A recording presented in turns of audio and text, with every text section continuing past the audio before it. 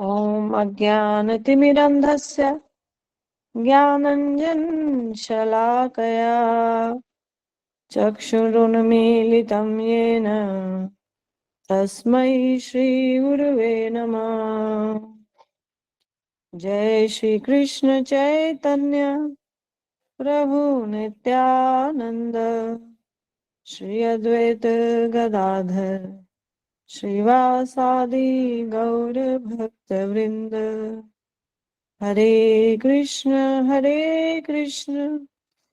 कृष्ण कृष्ण हरे हरे, हरे राम राम राम हरे हरे।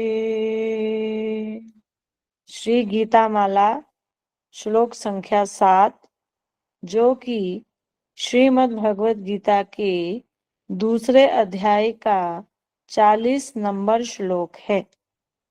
श्लोक बोलने वाले हैं भगवान श्री कृष्ण। श्री भगवानुवाच नेहाभिक्रमनाशोऽस्ति प्रत्यवायो न विद्यते स्वल्पमस्य धर्मस्य त्रायते महतो भयात्। भगवान श्री कृष्ण कहते हैं, इस भक्ति योग में किए गए प्रयत्न का ना तो कोई नाश ही होता है और ना ही इसके पूर्ण ना होने पर कोई दोष ही लगता है। इस भक्ति योग नामक धर्म का थोड़ा सा भी पालन संसार रूपी महाभय से उद्धार करता है। तो बड़ा ही महत्वपूर्ण श्लोक श्रीमद् भगवत गीता का। इस श्लोक में भक्ति योग की महिमा का वर्णन किया जा रहा है। स्वल्पमस्य धर्मस्य, धर्मस्य का अर्थ यहाँ पर है भक्ति धर्म। तो भक्ति की महिमा का वर्णन किया गया है इस श्लोक में। श्रीमद् भगवत गीता के दूसरे अध्याय के 11 नंबर श्लोक से लेकर 39 नंबर श्लोक तक भगवान श्री कृष्ण ने बताया कि जीवात्मा इस संसार में जन्म मरण के चक्कर में है और यह आत्मा शरीर धारण करती है, शरीर का त्याग करती है। शरीर नाशवान है, आत्मा अविनाशी है। कर्मों के अनुसार जीवात्मा जन्म ग्रहण करता है, जन्म मरण के चक्कर में आ गया है और फिर इस शरीर को छोड़कर वह पुनर्जन्म ग्रहण करता है। तो कर्म पुनर्जन्म का चक्र निरंतर चल रहा है, ऐसा ज्ञान भगवान श्री कृष्ण ने दिया भगवत गीता में। अब इस श्लोक में भगवान बता रहे हैं कि जन्म मरण का चक्र कैसे मिटेगा। जन्म मरण का चक्र भक्ति से मिटेगा। भगवान श्री कृष्ण ने कहा धर्मस्य, धर्मस्य धर्म के, धर्म की महिमा बताई। तो क्यों बताई धर्म की महिमा यहाँ पर? क्योंकि श्री अर्जुन जी ने श्रीमद् भगवत गीता के दूसरे अध्याय के 7वें श्लोक में प्रश्न पूछा।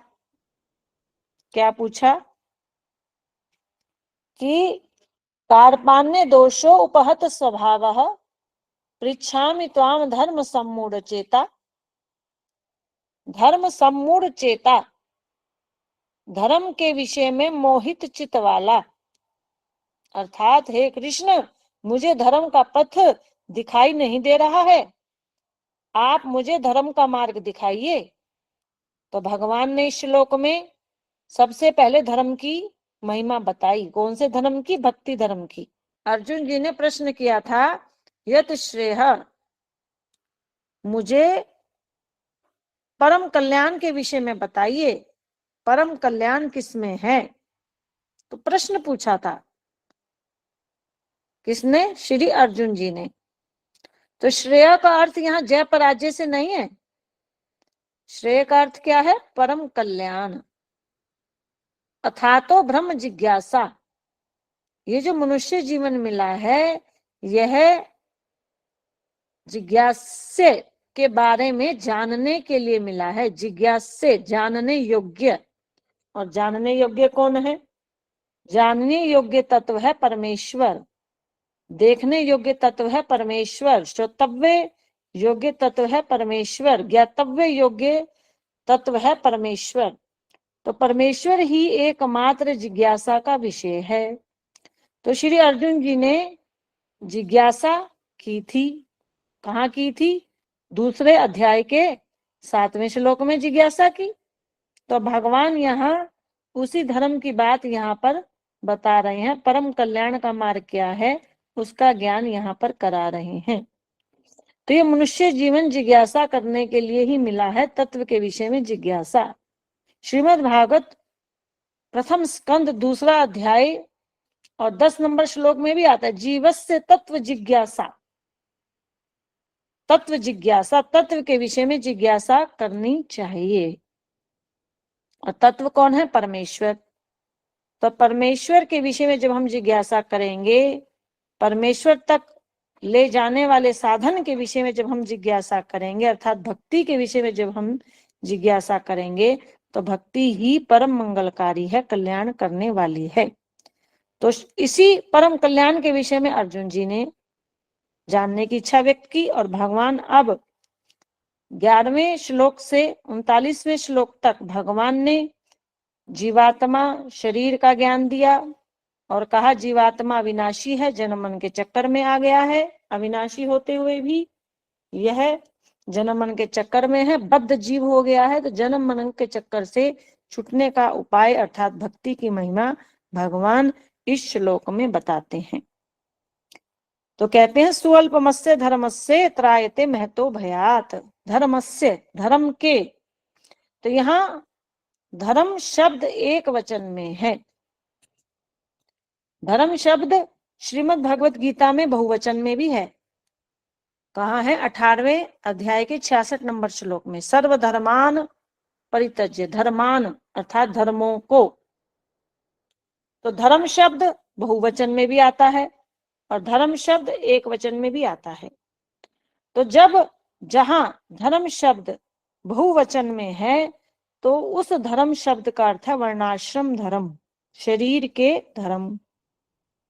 और जहां धर्म शब्द एक वचन में है, तो वहां धर्म शब्द का अर्थ है परम धर्म, अर्थात आत्मा का धर्म, भक्ति।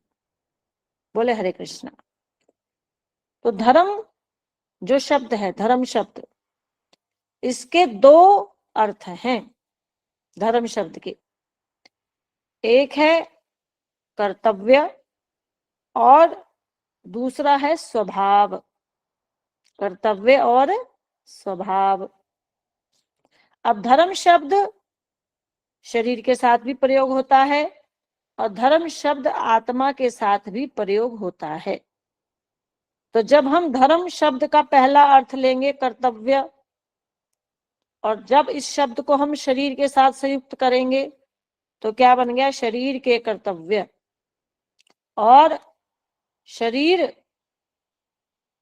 जो है उसके कर्तव्य कितने प्रकार के हैं?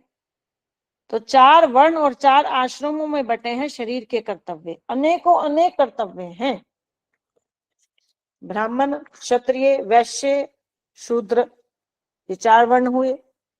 ब्रह्मचर्य, गृहस्थ, वानप्रस्थ और सन्यास, ये 4 आश्रम हुए। तो ये सब क्या कहलाते हैं? वर्णाश्रम धर्म। तो जो हमारे शरीर के कर्तव्य हैं, वर्णाश्रमों से संबंधित कर्तव्य, तो यह सभी कर्तव्य नाशवान हैं। तो कर्तव्य हमारा किसके प्रति है? जिसके प्रति हमारा संबंध है तो उसी के प्रति हमारा कर्तव्य कहलाता है। एक स्त्री है, वह पत्नी है तो पति के प्रति उसका कर्तव्य होगा। वह संतान है तो माता पिता के प्रति उसका कर्तव्य है। तो वह किसी की माता है तो संतान के प्रति उसका कर्तव्य हो गया।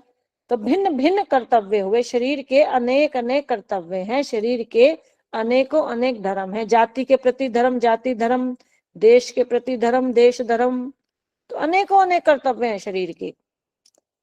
तो लेकिन ये कर्तव्य कब तक रहेंगे? जब तक शरीर रहेगा।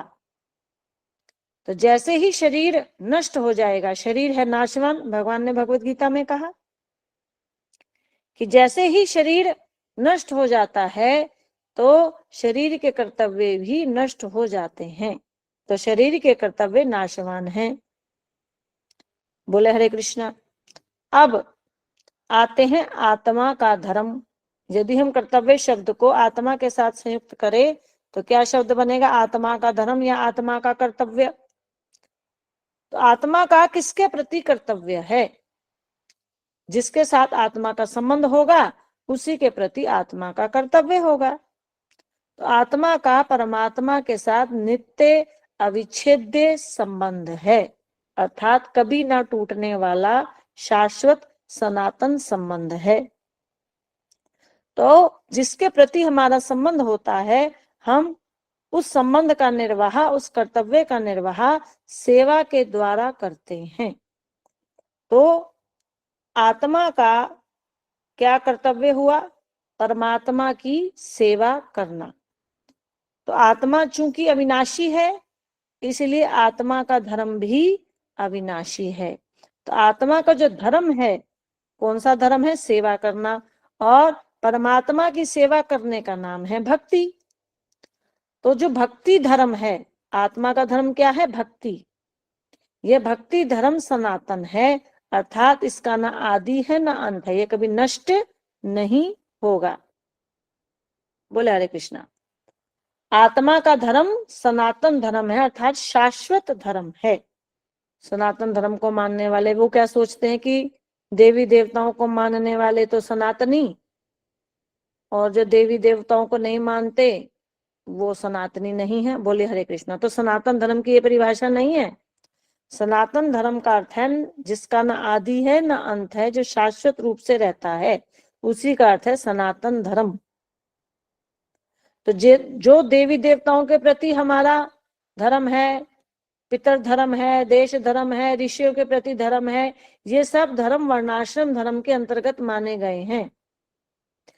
तो सनातन धर्म के दो रूप हैं, एक है वर्णाश्रम धर्म और एक है भक्ति या भागवत धर्म।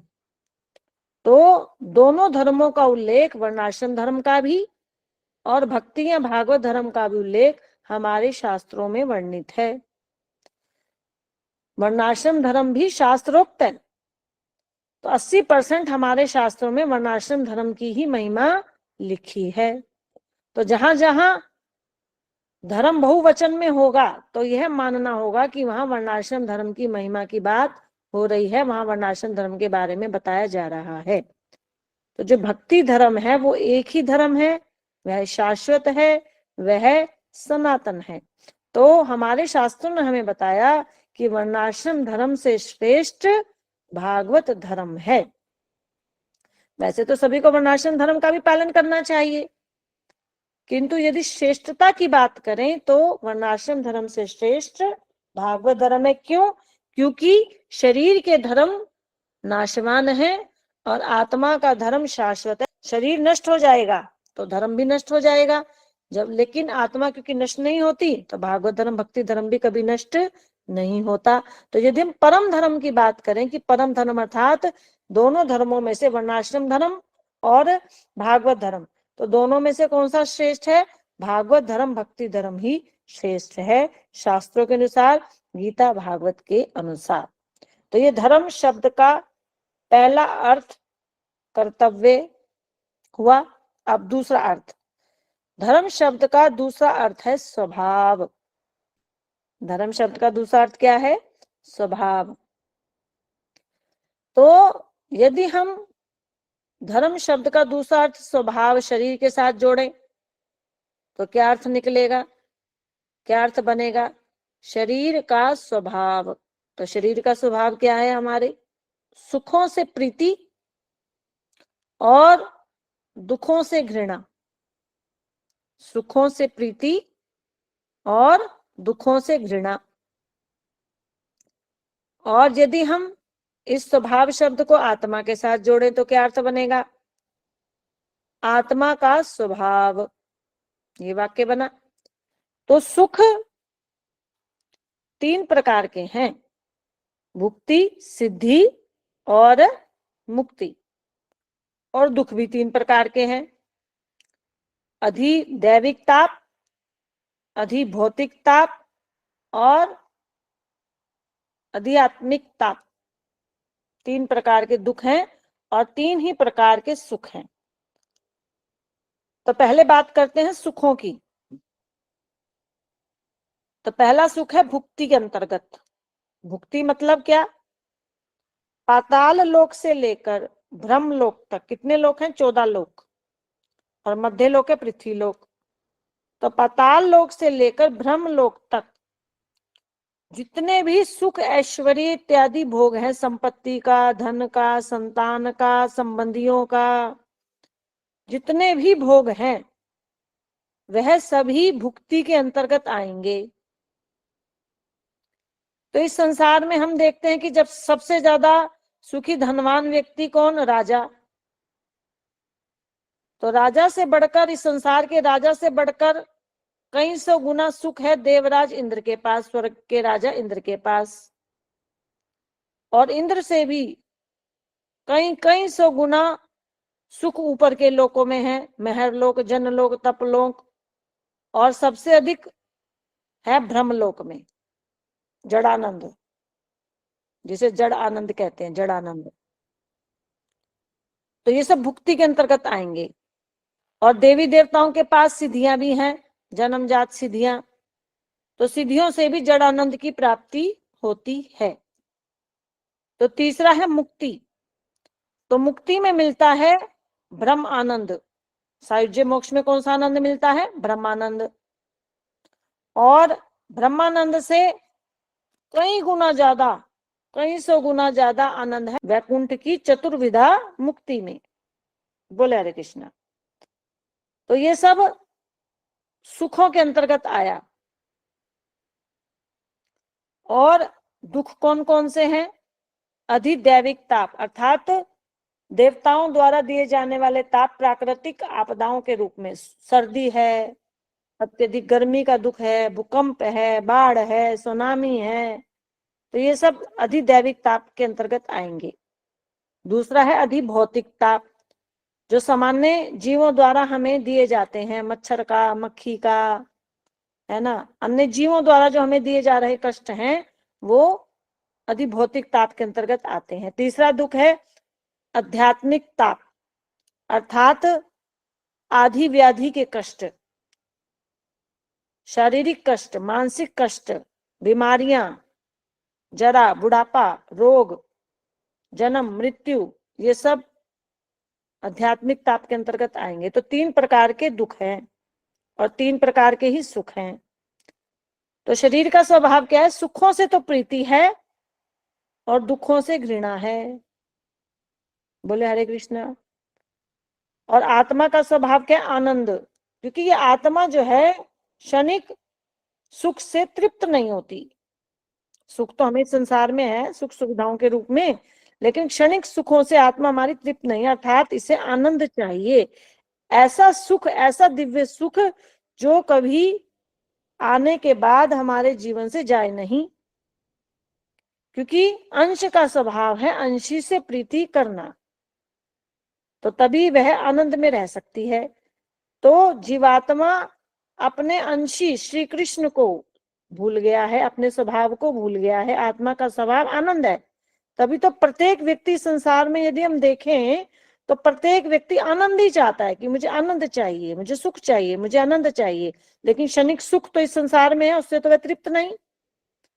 तो सभी को आनंद चाहिए। तो आत्मा का स्वभाव है आनंद में प्रीति। तो वह आनंद कब आएगा? जब आत्मा अपने अंशी, अपने स्वभाव, अपने अंशी की भक्ति करेगी, अपने स्वभाव को जागृत कर लेगी भक्ति के द्वारा, क्योंकि स्वभाव जागृत होगा भक्ति से। तो अंततः निष्कर्ष निकला कि धर्म का अर्थ भक्ति है, आत्मा का स्वभाव भक्ति है, सेवा करना है। आत्मा का परम कर्तव्य भगवान श्री कृष्ण की, परमात्मा की सेवा करना है।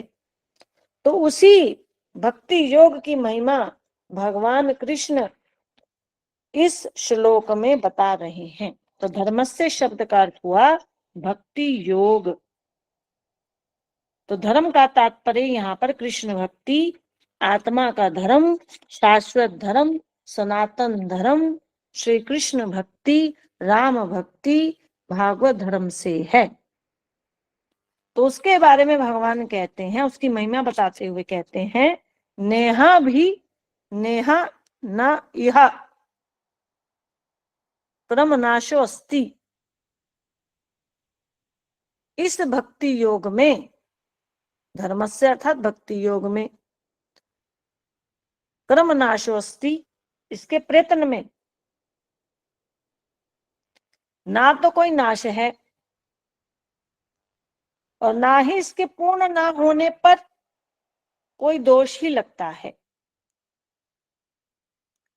अगर भक्ति मार्ग में कोई प्रयत्न करता है तो जितना प्रयत्न कर लिया जाए, जितना प्रयास कर लिया जाए, तो भक्ति का नाश नहीं होता।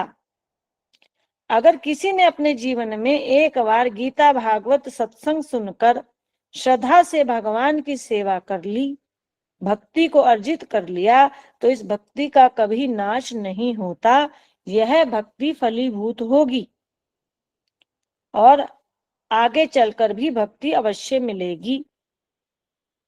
यदि किसी व्यक्ति ने इस जीवन में 1% भक्ति कर ली और उसकी मृत्यु हो गई, तो मृत्यु भी उस भक्ति को छीन नहीं सकती। अगले जीवन में उसको फिर से भक्ति करने का अवसर दिया जाएगा, अर्थात उसकी भक्ति 1% से आगे की ओर बढ़ेगी, 2% तक जाएगी और आगे बढ़ेगी। और जब तक भक्ति 100% ना हो जाए तब तक वह बढ़ती रहेगी। 100% भक्ति का अर्थ क्या है? कृष्ण प्रेम प्राप्त हो जाना। बोले हरे कृष्णा। यहाँ पर ध्यान देने वाली बात है, 100% भक्ति का अर्थ है कृष्ण प्रेम प्राप्त हो जाना। यदि कोई मनुष्य कहे कि मुझे तो मानव जीवन कृष्ण से प्रेम करने के लिए मिला है, तो यह बात गीता भागवत की दृष्टि से सही है कि गलत? तो उत्तर आएगा गलत। क्या वाक्य है? मनुष्य जीवन भगवान श्री कृष्ण से प्रेम करने के लिए मिला है, इसलिए कृष्ण से प्रेम करो। तो यह वाक्य गीता भागवत की दृष्टि से गलत है, सैद्धांतिक दृष्टि से गलत है। कृष्ण से प्रेम किया नहीं जा सकता। कृष्ण का प्रेम तो प्राप्त करना है, भक्ति के द्वारा कृष्ण प्रेम प्राप्त करना है। जो संसारिक नश्वर प्रेम है वह तो किया जा सकता है अपने सगे संबंधियों से, इस संसार से, जो कि हमारे हाथ में है। आजकल बहुत से कथावाचक लोग तथा कथित वैष्णव क्या कहते हैं? भगवान से प्रेम करो, कृष्ण से प्रेम करो, कृष्ण से प्रेम करो। बोले हरे कृष्णा। अब ये जो कृष्ण प्रेम है ये कोई संसारिक नश्वर प्रेम थोड़ी है जो कृष्ण से प्रेम करेंगे। तो कृष्ण प्रेम तो प्राप्त होना है, कब होगा? जब भक्ति 100% पूरी हो जाएगी। तो भक्ति करना, साधन भक्ति, क्रिया, भक्ति करना मतलब क्रिया, साधन भक्ति, और कृष्ण प्रेम प्राप्त करना उद्देश्य, साध्य। बोले हरे कृष्णा। कृष्ण प्रेम प्राप्त करना साध्य, जिसे प्राप्त करना है, प्राप्तव्य, उद्देश्य, साध्य। तो कृष्ण से प्रेम अगर कोई कहता है करो, अर्थात उसको सैद्धांतिक ज्ञान नहीं है। और जबकि संसार में सारे क्या गा रहे हैं? कृष्ण प्रेम करो, तो 100% शास्त्र विरुद्ध बात। कृष्ण से प्रेम नहीं किया जा सकता, असंभव। संसारिक प्रेम किया जा सकता है जो अपने हाथ में है, अपनी मुट्ठी में है, किंतु कृष्ण से प्रेम नहीं किया जा सकता। ये कोई भौतिक पदार्थ नहीं है कृष्ण प्रेम। तो संसारिक प्रेम तो हमारे हाथ में है, हमारे पास पहले से ही है, तो वो हम कर लेंगे संसार में, लेकिन कृष्ण प्रेम तो हमें प्राप्त करना है। तो कृष्ण की भक्ति करो, यह बात सिद्धांतिक रूप से सत्य है। कृष्ण से प्रेम करो, सिद्धांत विरुद्ध बात। कृष्ण प्रेम प्राप्त करना है, सिद्धांतिक बात। तो कृष्ण प्रेम भक्ति की पूर्ण अवस्था का नाम है। जब भक्ति पहली सीढ़ी पर है तो कृष्ण प्रेम कहां से कर लेंगे? तो कृष्ण प्रेम प्राप्त करना है, ये बात यहाँ पर समझने वाली है। तो कृष्ण प्रेम प्रयोजन है, उद्देश्य है, साध्य है। साधन किया जाता है, साध्य किया नहीं जाता, प्राप्त किया जाता है। तो व्यवहार, अनुप्रयोग या अनुशीलन या अभ्यास कौन सी भक्ति का किया जाता है? साधन भक्ति का। और जो प्रेम है उसका अभ्यास नहीं किया जाता, प्रेम तो प्राप्त करना है। भक्ति का जो प्रयास है, माना कि किसी ने बहुत बड़ी मात्रा में भक्ति कर ली इस जीवन में, तो अगले जीवन में इस भक्ति का प्रयास करने का अवसर उसे दोबारा मिलेगा। तो भगवान कह रहे हैं, इसको एक उदाहरण के द्वारा समझिए।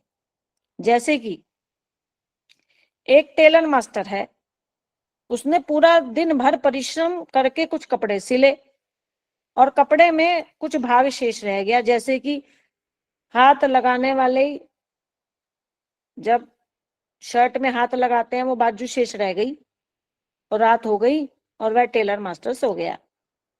तो अगले दिन जब टेलर मास्टर सिलाई मशीन पर बैठेगा तो वह पूरी शर्ट जो उसने बनाई थी पहले दिन, तो उसको उधेड़ कर दोबारा थोड़ी बनाएगा। तो जो काम शेष रह गया था, जो बाजू लगानी शेष रह गई थी, उसको लगाकर वह शर्ट को पूरा कर देगा। तो इसी प्रकार भक्ति है। तो इस जीवन में जिसने जितनी भक्ति करी, जिस मनुष्य ने, तो उसकी भक्ति में रिजर्व हो गई, परमानेंट रिजर्व। अब अगले जीवन में उसकी भक्ति वहीं से शुरू होगी। अर्थात भक्ति अविनाशी है, भक्ति जो है उसका नाश नहीं होता। इसीलिए भगवान कह रहे हैं, नेहाभिकम नाशो अस्ति प्रत्यवायो न विद्यते। दूसरी बात क्या बोली? प्रत्यवायो न विद्यते। भक्ति योग ना ही इसके पूर्ण होने पर दोष ही लगता है। भक्ति का अगर अपूर्ण रह गई तो कोई दोष नहीं लगेगा, कोई उल्टा प्रभाव नहीं आएगा। जबकि कर्म कांड में जब हम कोई पूजा पाठ करते हैं तो अगर वह अधूरा रह जाता है, उसमें दोष माना जाता है, दोष लगता है। लेकिन भक्ति में ऐसा नहीं है। माना कि किसी मनुष्य ने जीवन में पूरा जोर लगाकर 10% भक्ति कर ली और इस जीवन में उसकी 10% भक्ति हुई थी और मृत्यु आ गई, तो अगले जीवन में उसको नए सिरे से दोबारा भक्ति करनी होगी। बोले हरे कृष्णा। लेकिन अगर किसी ने इस जीवन में परिश्रम करके कोठी बना ली, गाड़ी ले ली, बंगला खरीद लिया, बहुत बड़ी कोई डिग्री हासिल कर ली, लेकिन अगले जीवन में उसको दोबारा से इन सब चीजों के लिए प्रयास करना पड़ेगा। अगले जीवन में ये नहीं मिलेगा, लेकिन भक्ति हमें अगले जीवन में भी मिलती है। पिछले जीवन में जो कमाए गए धन संपत्ति, मान संपदा, यश इत्यादि है, तो वह अगले जीवन में नहीं मिलता। अगले जीवन में नए सिरे से प्रयास करना होता है। तो जो अगला जीवन है, अगले जीवन में हमें भौतिक जो हमें उपलब्धियां मिली हैं उनके लिए हमें प्रयास करना होगा, उसके लिए हमें कर्म करना होगा। लेकिन भक्ति जो हमने पिछले जन्म में हमने संचित की है वो हमें अगले जीवन में भी मिलेगी। तो वहीं से आगे से ही शुरू होगी। अगर ये पूर्ण नहीं हुई तो इसके अपूर्ण रहने पर किसी प्रकार का कोई दोष नहीं होगा, तो वह खत्म नहीं होगी, वह आगे कंटिन्यू होगी। तो अर्थात भक्ति परमानेंट खजाना है और इसको आगे बढ़ाना है अगले जीवन में। हर काल में है भक्ति, भक्ति का सदा तनत्व है। विश्व गुरु श्री जीव गोस्वामी पाद जी कहते हैं भक्ति संदर्भ में कि श्री प्रहलाद जी ने गर्भावस्था में भक्ति कर ली, श्री ध्रुव जी महाराज ने बाल्यावस्था में कर ली, श्री अमरीश जी महाराज ने युवावस्था में कर ली, और वृद्धावस्था में भी भक्ति है। धृतराष्ट्र ने वृद्धावस्था में कर ली, और मरणासन अवस्था में अजामिल ने कर ली, और स्वर्ग में चित्रकेतु ने कर ली। और विश्व गुरु जी लिख रहे हैं, नरसिंह पुराण में वर्णन है कि नरक में पड़े लोग भी जब हरि नाम का जिस भाव से भगवान का भजन करते हैं, तो उस भाव के अनुरूप अपने अपने भिन्न भिन्न लोकों को प्राप्त करते हैं। नरकों से वह उच्च लोकों में चले जाते हैं। भक्ति सदा रहती है, हर काल में है, हर अवस्था में है, ये हमेशा रहेगी, इस कभी घटेगी नहीं, यह उत्तरोत्तर बढ़ती है। तो ये हमेशा हर अवस्था में, हर जीवन में रहेगी। अब कह रहे हैं क्या, सबसे महत्वपूर्ण बात, सुअल्पमस्य धर्मस्य त्रायते महतो भयात। तो जो भगवान की भक्ति है, इस भक्ति की महिमा बताते हुए कह रहे हैं, स्वल्प मतलब बहुत थोड़ा। अगर किसी ने बहुत थोड़ी सी भी भक्ति कर ली, कितनी थोड़ी, बस 2 माला जप करता है, एकादशी करता है, एकादशी के दिन अन्न नहीं खाता, मंदिर जाता है, कभी कभार जो है भगवान का प्रसाद खा लेता है, कभी कभार ब्रज में चला जाता है, सुअल्पमत से थोड़ी कभी कभार कर ली, देखम देखी कर ली, संग में कर ली, तो भगवान कह रहे हैं त्रायते महतो भयात। तो इसका फल क्या आएगा, संसार रूपी महाभय से उद्धार हो जाएगा। संसार रूपी महाभय क्या है, जीवात्मा मनुष्य शरीर से अब नीचे नहीं गिरेगी, अधम योनियों में, पशु पक्षी इत्यादि योनियों में। तो यही सबसे बड़ा भय है, महाभय, महतो भयात, महान भय। क्योंकि यदि कोई मनुष्यतर हो जाए, अर्थात मनुष्य से नीचे गिर जाए, कहाँ गिर जाएगा, पशु पक्षी इत्यादि 80 लाख योनियों में गिर जाएगा, तो बहुत बड़ा संकट है। तो मनुष्य नीचे गिर गया तो संकट है। यदि कोई पौधा मर गया और ऊपर की योनियों में आ गया मनुष्य तक, तो उसका तो उद्धान हुआ। और यदि कोई मनुष्य नीचे गिर गया पशु पक्षी इत्यादि योनियों में, तो उसे दोबारा मनुष्य योनि प्राप्त करने के लिए अरबों खरबों वर्ष लग जाएंगे। तो कितना बड़ा भय है। तो एक बार यदि कोई अधम योनि में गिर जाता है तो बहुत बड़ा भय है। तो भक्ति इस महान भय से उद्धार करती है, रक्षा करती है। कैसे रक्षा करती है, थोड़ी सी भी भक्ति कर रखी है, थोड़ी सी भी, तो वह उद्धार कर देगी, रक्षा करेगी। अब भागवत में एक प्रसंग आता है भरत जी महाराज का। तो भरत जी महाराज अपने पहले जीवन में राजपद पर थे, फिर जंगलों में चले गए, भक्त हुए, भगवान की भक्ति किया करते। लेकिन संयोगवश अंत समय में हिरण के बच्चे को याद कर लिया और हिरण की योनि में चले गए। तो हिरण की योनि में जाकर भी भागवत में आता है कि वह भगवान को भूले नहीं, तुरंत हिरण की योनि से सीधे अगले जन्म में जड़ भरत बन गए। तो उन्हें लाखों बार नीचे गिरने के बाद भी लाखों जन्मों तक दूसरी योनियों में, अधम योनियों में जाना नहीं पड़ा। भक्ति पतन होने से बचाती है। भक्ति करने वाले मनुष्य का नीचे पतन नहीं होता। लेकिन इसमें कुछ कंडीशंस हैं। बोले हरे कृष्णा। तो यदि कोई भक्ति भी कर रहा है और नाम अपराध, वैष्णव अपराध भी किए जा रहा है, भक्ति भी कर रहा है किंतु साथ साथ वैष्णव अपराध, गुरु के प्रति अपराध, वैष्णव अपराध भी किए जा रहा है, तो उसका पतन होना निश्चित है, वह अधम योनियों में अवश्य गिरेगा। तो जो 6 प्रकार के वैष्णव अपराध हैं और 10 प्रकार के नाम अपराधों में से जो पहला और तीसरा नाम अपराध है, तो यह भक्ति से पतन कर देता है। फिर उनके ऊपर यह श्लोक लागू नहीं होगा, स्वल्पमस्य धर्मस्य त्रायते महतो भयात्। तो जो नाम अपराध है, वैष्णव अपराध है, ये भक्ति रूपी लता को ही जब नष्ट कर देंगे, तो भक्ति रूपी जब लता ही नष्ट हो जाएगी, तो फिर अगले जीवन में भक्ति कैसे चलेगी। तो वैष्णव अपराध और नाम अपराध करने वालों को तो नरकों में भी वास मिल सकता है और अधम योनियों में भी वास मिल सकता है, और उसकी भक्ति अगले जीवन में नहीं जाएगी, संचित नहीं रहेगी, उसकी भक्ति संचित नहीं होगी, तो उसे निम्न योनियों में जाना ही पड़ेगा।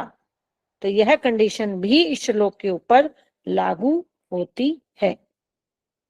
अब एक तरफ तो भगवान कह रहे हैं कि भक्ति करने वाले का कभी पतन नहीं होता। और दूसरी तरफ भगवान कहते हैं कि यम यम वापि स्मरण भावम त्यजन्ते कलेवरम तम तमेवेति कौन्तेय सदा तद्भाव भाविता। भगवान भगवत गीता में कहते हैं कि हे कुंती पुत्र, जो मृत्यु काल में जिस जिस विषय का स्मरण करता हुआ देह का त्याग करता है, वह उसी उसी विषय को प्राप्त करता है, क्योंकि वह सदा उसी विषय के चिंतन में तन्मय रहा होता है। 8वें अध्याय के 6ठे श्लोक में भगवान ने ऐसा कहा। तो यह जो श्लोक है, इस श्लोक में जो सिद्धांत है, यम यम वापि स्मरण भावम, मरते समय जिस भाव का स्मरण किया, जिस विचार वस्तु व्यक्ति का स्मरण किया, उसी के अनुरूप उसको अगला जन्म मिला। और यहाँ भगवान कह रहे हैं कि भक्ति करने वाले का कभी अधः पतन नहीं होता। तो दोनों जो श्लोक हैं एक दूसरे के विरुद्ध प्रतीत हो रहे हैं, सिद्धांत विरुद्ध प्रतीत होते हैं, विरोधी सिद्धांत है कि मरते समय जैसा विचार किया अगला जन्म वैसा मिलेगा, और दूसरी तरफ भगवान कह रहे हैं कि भक्ति करने वाले का पतन नहीं होता। तब कौन सी बात सही है, कौन सी बात कैसे माननी है, कैसे समझनी है? तो दोनों श्लोक एक दूसरे के विरुद्ध प्रतीत होते हैं, दोनों श्लोकों के सिद्धांत विरोधी सिद्धांतों की तरह से प्रतीत होते हैं। उदाहरण के लिए, एक व्यक्ति कृष्ण भक्ति कर रहा है, कोई नाम अपराध वैष्णव अपराध भी नहीं करता, और दूसरी तरफ मरते समय अपनी पत्नी का स्मरण कर लेता है, वह भक्ति कर रहा है, स्मरण करता है अपनी पत्नी का, तो अगले जन्म में स्त्री योनि मिलेगी।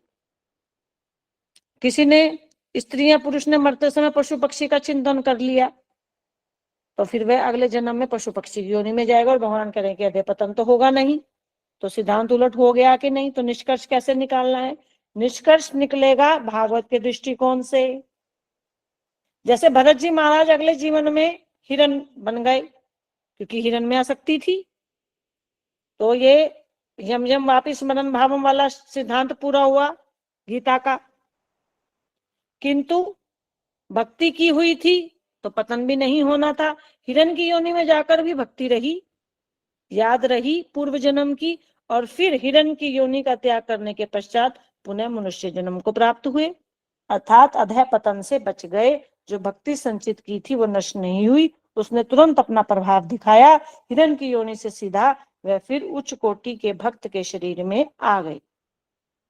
तो भक्ति करने वाला यदि अधम प्राणियों में आसक्ति रखेगा तो एक बार तो उसका पतन होगा, किंतु फिर जो उसने भक्ति की है, जो उसकी भक्ति संचित थी, वह पुनः दोबारा से फिर उसको उसका उत्थान कर देगी।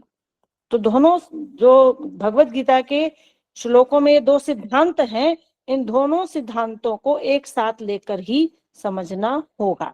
तो भक्ति करने वाले का पतन नहीं होता, किंतु यह बात ध्यान रखनी होगी कि अगर कोई वैष्णव अपराध, गुरु के प्रति अपराध भी साथ साथ करता है, वैष्णव निंदा करता है, वैष्णव अपराध करता है, तो उसका पतन होना निश्चित है, उसको कोई भी बचा नहीं सकता। हरे कृष्ण कृष्ण कृष्ण हरे हरे, हरे राम राम राम हरे हरे। तो इस श्लोक में हमें भक्ति की महिमा प्राप्त होती है। कौन सी महिमा? नेहाभिकम नाशोस्ति, भक्ति का कभी नाश नहीं होता। प्रत्यवायो न विद्यते, ना इसके पूर्ण होने पर कोई हानि है।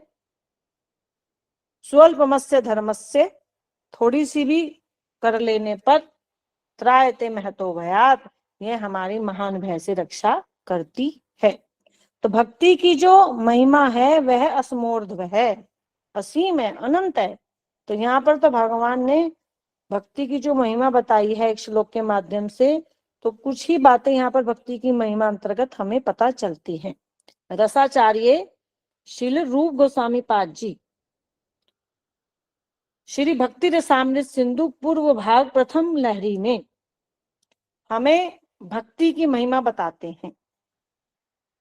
तो उस महिमा पर भी हम यहाँ संक्षेप में प्रकाश डालते हैं। क्या कहते हैं श्री रूप गोस्वामी पाद जी? क्लेश अग्नि शुभधा मोक्ष लघुता कृत सुदुर्लभ सानंद्रानंद विशेषात्मा श्री कृष्ण आकर्षणी चसा। क्लेश अग्नि, ये जो भक्ति है ये क्लेशों का नाश करती है। हमारे जो संचित पाप हैं, क्रियमान पाप हैं, प्रारब्ध पाप रूपी जो क्लेश हैं, उनका ये नाश करती है भक्ति। शुभधा, भक्ति शुभ है, जीवों को संतुष्ट करने वाली है, प्राणियों का, जगत के प्राणियों का मंगल करने वाली है, सुख देने वाली है। और सुख कौन से हैं? जैसे भौतिक सुख, ऐश्वर्य इत्यादि का सुख, सिद्धियों का सुख, और ये तो सब भुक्ति अंतर्गत आ गए। तो उससे बढ़कर मोक्ष सुख, मोक्ष सुख के अंतर्गत गौण मोक्ष आ गया, सायुज्य मोक्ष जिसमें ब्रह्मानंद मिलता है, उसे भी प्रदान करने वाली है। और ब्रह्मानंद से बढ़कर वैकुंठ के चतुर्विधा मोक्ष का आनंद भी ये प्रदान करने वाली है भक्ति। शुभदा, भक्ति जो है शुभ है। मोक्ष लघुता कृता सुदुर्लभा, भक्ति मोक्ष से भी बढ़कर कृष्ण प्रेम प्रदान करने वाली है। सुदुर्लभा, भक्ति सुदुर्लभ है। तो भक्ति कौन सी भक्ति सुदुर्लभ है? भक्ति दो प्रकार की है। एक भक्ति है साधन भक्ति, एक है साध्य भक्ति। तो साधन भक्ति तो हर कोई कर सकता है, और साध्य भक्ति भगवान कृष्ण प्रेम किसी किसी को देंगे, प्रदान करेंगे। तो साध्य भक्ति सुदुर्लभ है, उसकी महिमा बता रहे हैं यहाँ पर। सानंद आनंद विशेषात्मा, भक्ति सच्चिदानंद स्वरूप है, आनंद स्वरूप है। भक्ति आनंद प्रदान करने वाली है। तो आनंद कब आएगा? भक्ति करते करते, जब कृष्ण प्रेम आ जाएगा। श्री कृष्ण आकर्षणी चसा, भक्ति भगवान श्री कृष्ण को आकर्षित करती है। तो इस श्लोक में श्री रूप गोस्वामी पाद जी हमें साध्य भक्ति और साधन भक्ति दोनों की विशेषताएं बता रहे हैं। और जो ये श्लोक है, नेहाभिक नाशोस्ति प्रत्यवायो न विद्यते, ये जो श्लोक है भक्ति श्रीमद् भगवत गीता का दूसरा अध्याय का 40 नंबर श्लोक, तो इसमें कौन सी भक्ति की महिमा है? साधन भक्ति की कि साध्य भक्ति की? तो इस श्लोक में साधन भक्ति योग की महिमा है। साधन भक्ति योग जो है उसकी महिमा बताई जा रही है दूसरे अध्याय के 40 नंबर श्लोक में, कि भक्ति करने वाले का कभी नाश नहीं होता। भक्ति हमारी संसारिक भय से, महान भय से रक्षा करती है, अगले जन्म में भी है संचित रहती है। तो ऐसा इस श्लोक का तात्पर्य है। हरे कृष्ण कृष्ण कृष्ण हरे हरे, हरे राम राम राम हरे हरे। भगवद्वाणी श्रीमद् भगवद गीता की जय। विश्व गुरु श्री जीव गोस्वामी पाद जी महाराज की जय। कृष्ण तत्व वेत्ता श्री तेजस्वी दास जी महाराज की जय।